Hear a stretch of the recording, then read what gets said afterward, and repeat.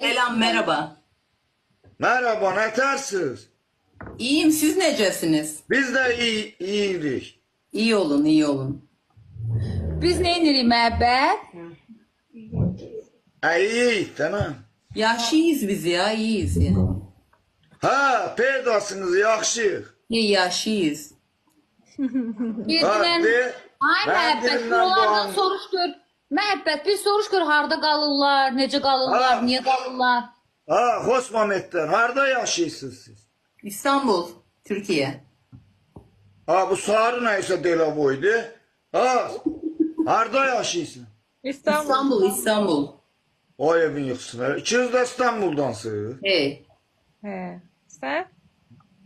Azerbaycan'dan Füzuli rayon aşağı Yağılbət Güzel, güzel, güzel, güzel. Ne bu elmas troll mu yapıyor? Bilmem. Elmas var, az elmas var. Ben de mi yeni gördüm? Evet. Söyle arkadaşım, söyle. Ha. Ha, Suali mənim dostumdur. Mən Elmasın da arkadaşıyam da. Evet. Məhəbbət, bu Ha, sarı bir- qız Delavoyda, hə? Deyirsən sarı qız. Ha, neyse bu göylə gedir.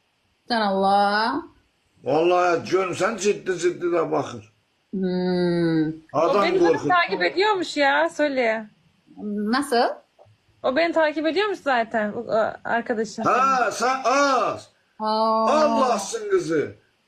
aha. Peydan ustağın ərildesin. Yadındadır bir defa sana oyun atmışam. Ne diyor? Bir ki sana bir dəfə oynatmış. Sen ne yapmış Ben Beyza? hiçbir zaman onunla PK yapmadım, yalan söylüyor. Yok oyun attım. Attım sen kabul elemedin. Hey. Ha, olabilir. Yalan söylemen yalan danışır ama Allah'ın ustağın ərildesin. Evet, 70 puan var mı? Arkadaşlar Ye- yayın